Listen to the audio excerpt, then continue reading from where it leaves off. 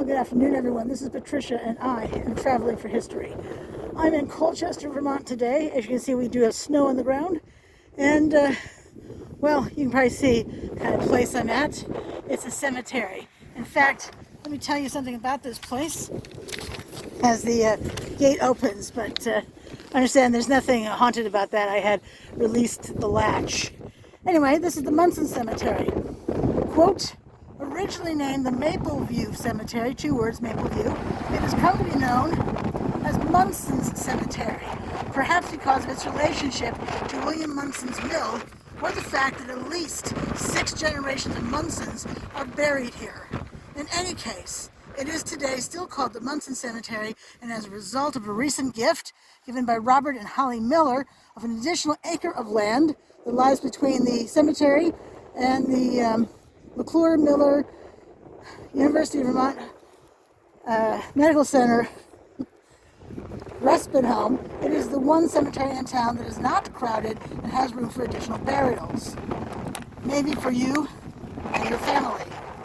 In addition to the Munsons, you would be joining the Walcott family. Elijah Walcott served with the Green Mountain Boys in 1778 in the Revolutionary War. He was the first of 8 generations of Walcotts to be buried in Colchester.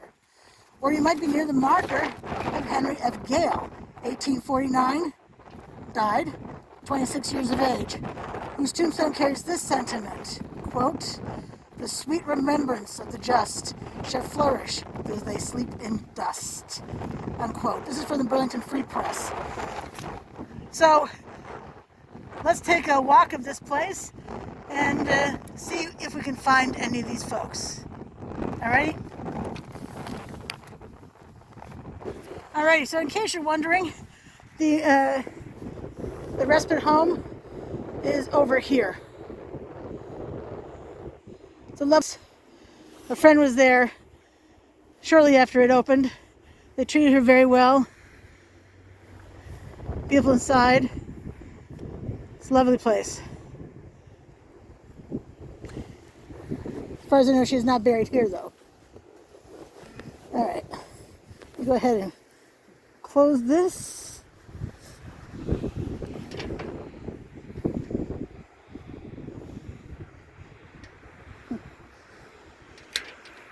All right, let's take a walk.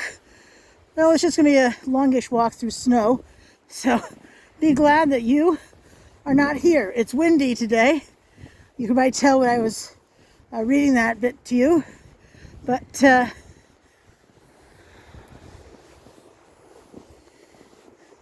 it's not that cold.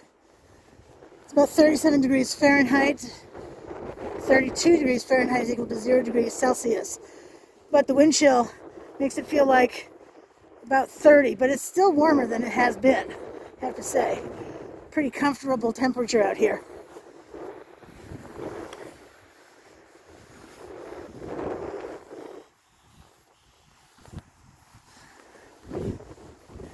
I last filmed on December 18, and today is Wednesday, December 22. And that snowstorm was Saturday. And if you watched my most recent UVM videos, and you did, right? Williams Hall, Old Mill, and Billy's Library was today. Anyway, we got 2 to 3 inches of snow, which is about 5 to 7.5 centimeters. Better than the 5 to 8 inches they were calling for. All right, who are these folks? In memory of Cornelia Maria, daughter of Caroline M. Bean, who died December 10, 1832. Oh, 18 months. Oh, a toddler. I would think that this one here is probably a child's grave. And let's see who's buried over here. Let's see, I don't see words on this side. Perhaps the other. Yes. But I cannot make that Bryant. Summit Bryant. 1852 to 1923 maybe? Maybe.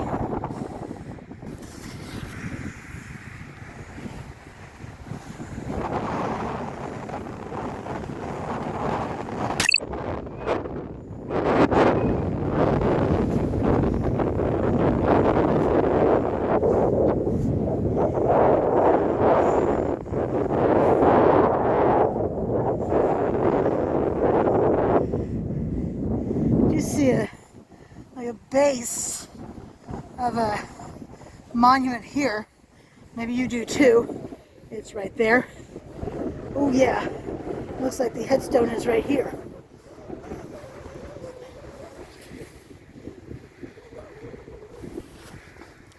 If you ever want to see my photographs, you can see them on Instagram, Traveling for History, or or Facebook. I have a Traveling for History page on Facebook.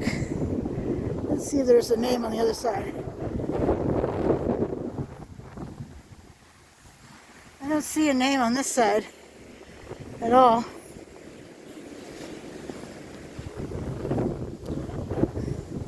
And again, it looks like there's a bit of a impression here.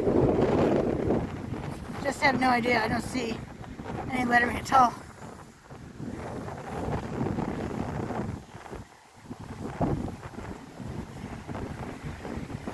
Wow, 2018. Turno.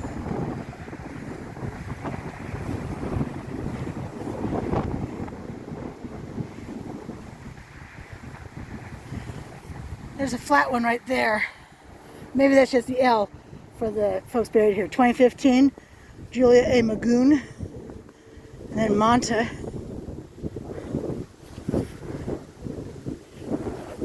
Look at the size of that tree. That is something else.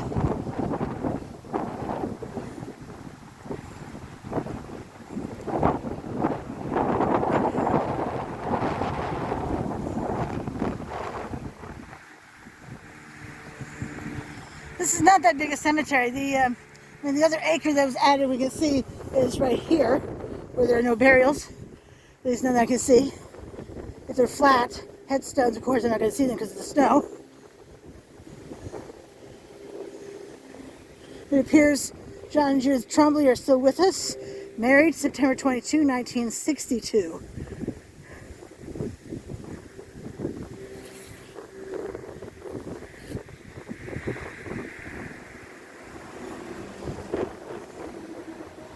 I see some I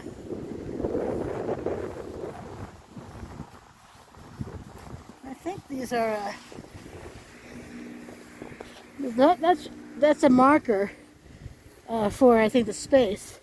But what is this?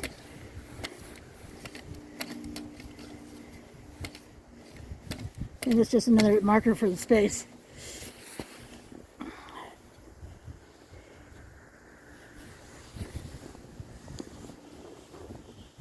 It appears that Ray and Joanne Wells are still with us as well.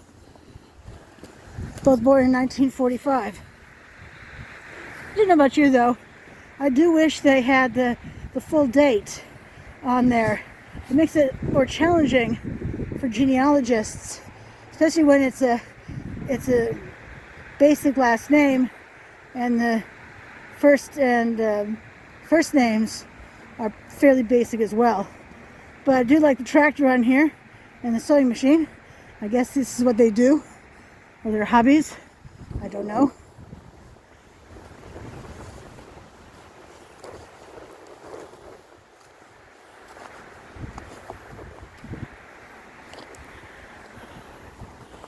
We see a veteran here.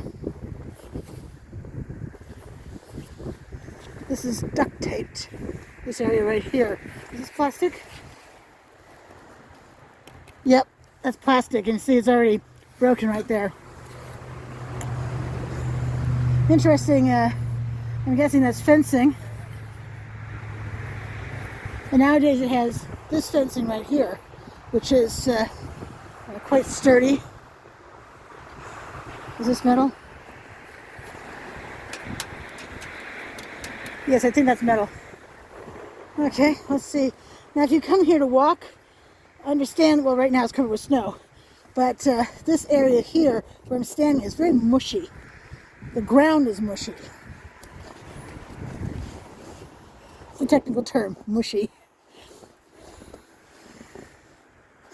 Ray Stephen White Jr., 1922-1975. And then Ray Stephen II, known as Checker, apparently, 1970 to 1975. I'm so sorry. Oh, we're talking to a little kid.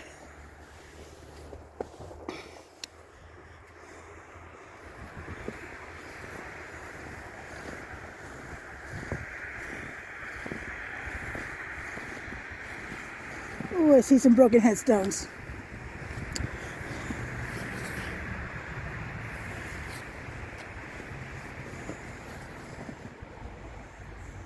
What does that say?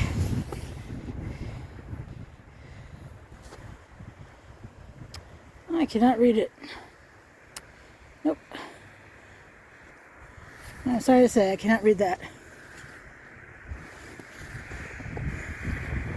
And this one says covered in moss. See, that's the thing with headstones that are near trees, is that they collect moss faster than others. Looks like David died June 1890? Not really sure. But at least they're still standing. Alright, let's continue on. I see some older headstones. And I know there's a family plot over there that I want to go look at.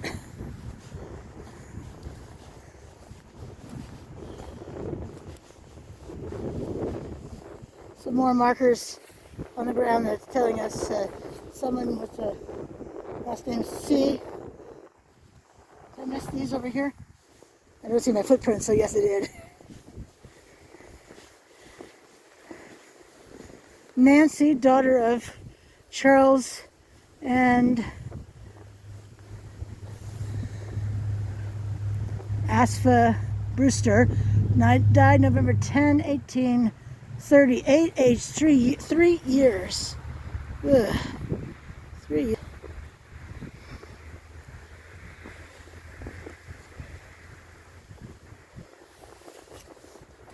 Let's see what this one says back here, if we can make it out.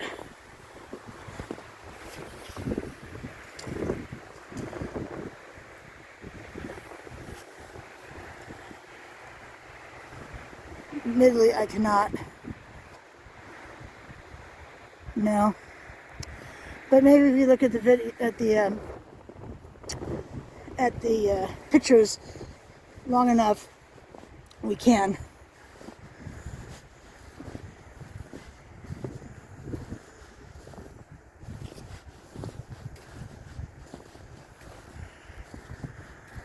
Now the town of Colchester's, this is cared for by the town of Colchester, the Cemetery Commission, like 40th and Allen Cemetery is, Fanny Allen Cemetery, Munson, which is the oldest, Old Methodist Church Cemetery, Merrick? That's the one across from St. Michael's College. I've filmed all of those, and now I'm finally here. Well, we have a Munson who died in 2012. May she rest in peace. And then, of course, we don't know who some of these folks are because, well, headstones are covered in snow. In fact, I don't know who any of these folks are here. But we see we have a veteran here. Likely a veteran. What is this?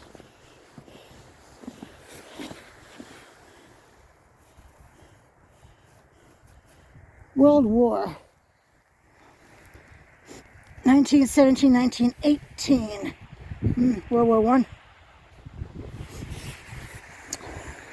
Another veteran back there. Let's see who these folks were.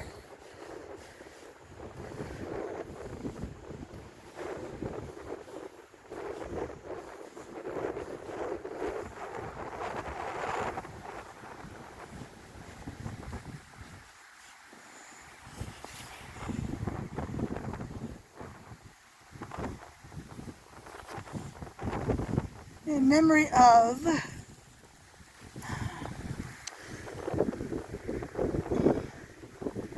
not sure who died July 1806, aged 1 year. Daughter of, and I don't know who she was daughter of either.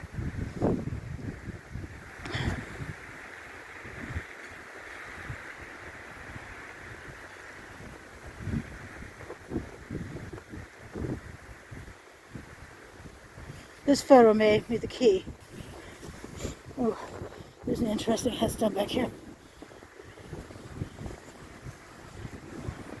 Moses, son of Paul and Anna Varney, died September 9th, 1806. 8 months. Oh my gosh.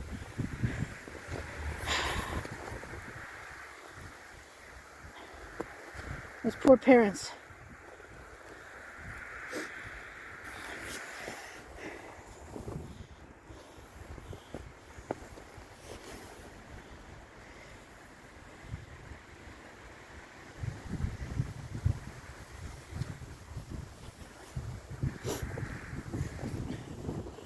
These look like children's graves, I have to say. See how small these are? Holy cow.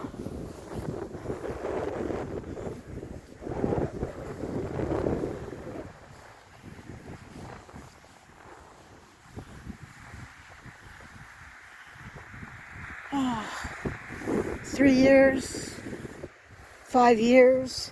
Kind of tall headstones for children.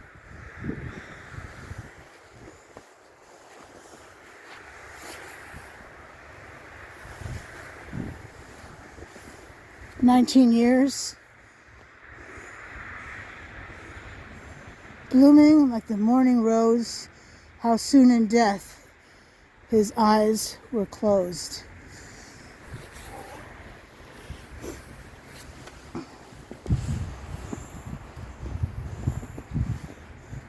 This is the mother of that young man right there. In memory of Mrs. Desiree. It's spelled Desire, but I think it's pronounced Desiree. Willant, who died March 11th, 1813, aged 10 years. Oh no, I take that back. Must be 10 years. 40, it's going to be 40 years.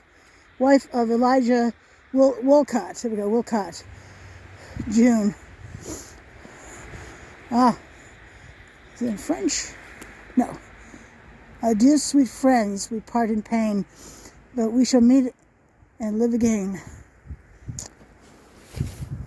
I've come across at the St. Francis Xavier Cemetery in Winooski, Vermont. I came across headstones that were in French. En français, oui!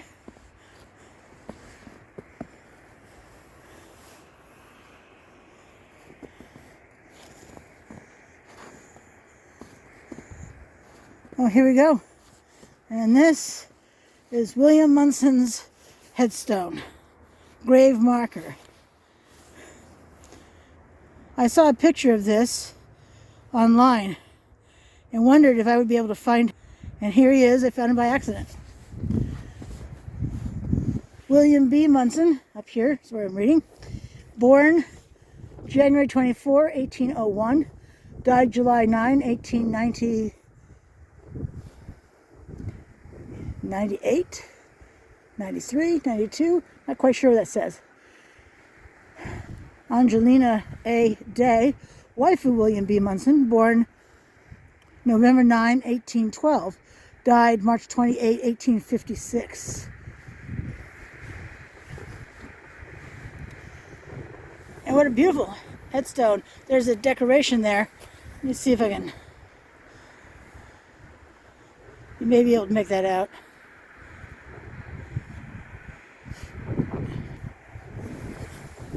It's a bit shadowy right here, so it's a bit harder to see.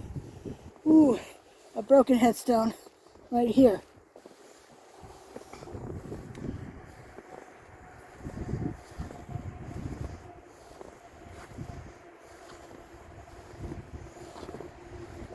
War of 1812 veteran right here.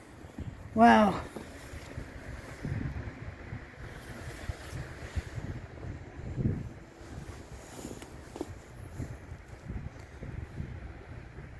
But I can't quite, he died 1816. Age, size 38 or 58 years. Not entirely certain what that's.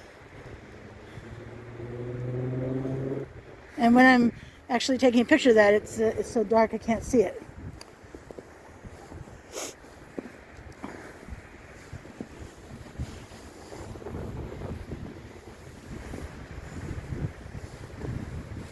See, another inch or two, and I would not be able to see that, and that becomes a trip hazard for me.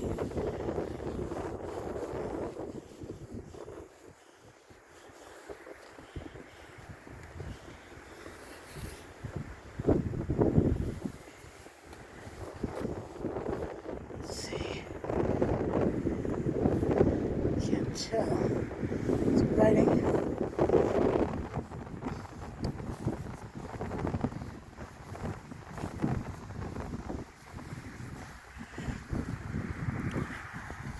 The roadway that's going by over here is Route 7. It's a major thoroughfare in Vermont. Runs north-south.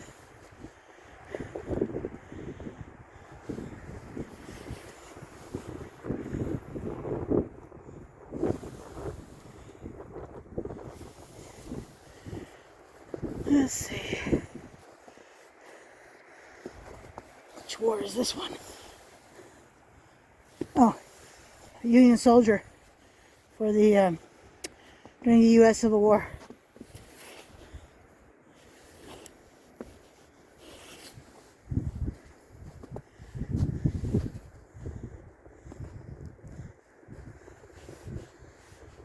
She was 71 when she died.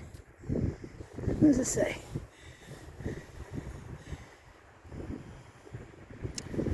I have no idea what it says.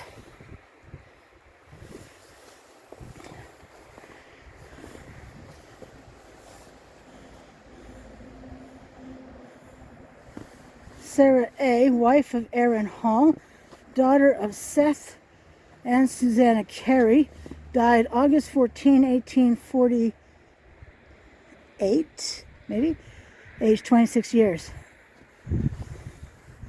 Chauncey Wheeler, born March 15, 1792, died June 28, 1882. Tibsy, I think it's Tibzy, could be Tersey, wife of Chauncey Wheeler, born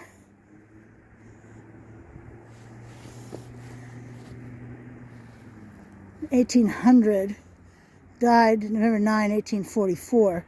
And then James Wheeler, 1835 to 1841. Come here, lad.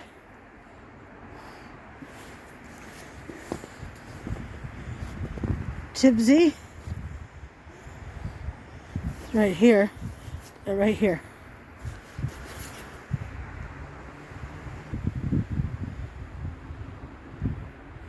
And who is this? I have no idea.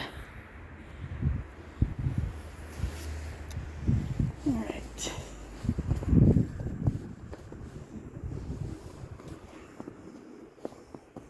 Some more Munsons. Munson, Munson and their families.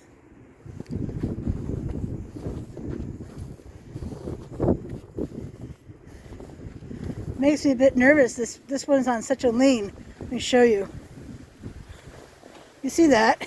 That is quite the lean. So I'm a little nervous, admittedly, standing in front of it to read it, but do my best here. Stephen Sharp died August 2, 1831, aged 65 years. I'm guessing that's a child there.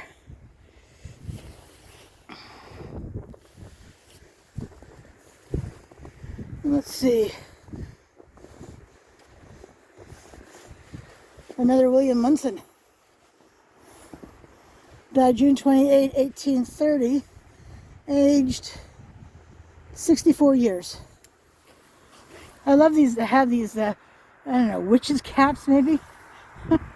Maybe that's just me, who thinks that's what it looks like. But I see these actually quite a bit. And let's see, which war? Guessing 1812, yeah. War of 1812, veteran.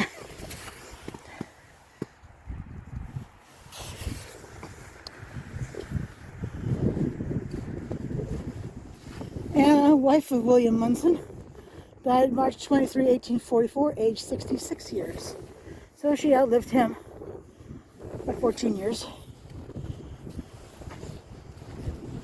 And there are no names on this side or the other side.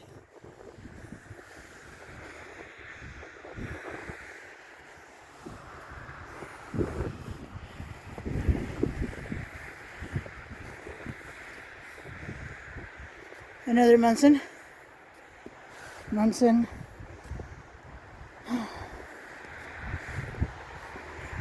Adeliza, daughter of William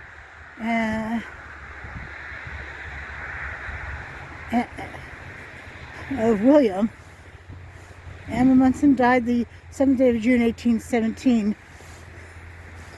How old were you? 10 years. A child. Another child.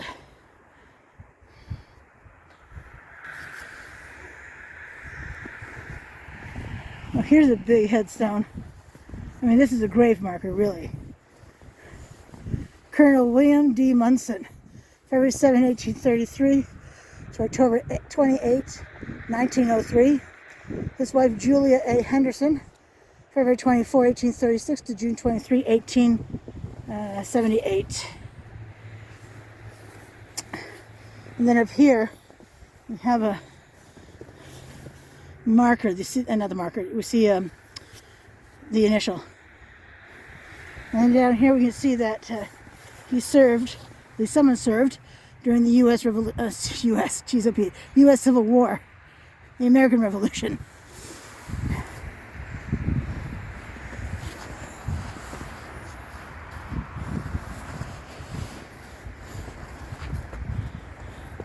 This is Jenny.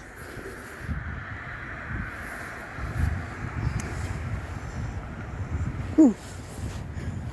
William Day Munson, a graduate at Norwich University, 1854, Captain, Company D, 13th Vermont Regiment, USV, September 6, 1862, promoted Lieutenant Colonel May 5, 1863. At Gettysburg, July 2, 1863, he commanded the detached left wing of the regiment supporting a battery on Cemetery Hill. July 3, second in command, he participated with the regiment in the deadly assault on the flank of the Confederate charging columns, bravely doing his full duty in that terrible hour, which turned the tide of battle at the point since called the high water mark of the rebellion. This tablet is placed here by his comrades of the 13th Regiment as a token of their respect for him as an officer and their affection for him as a man. July 3rd, 1906. My gosh, that is amazing.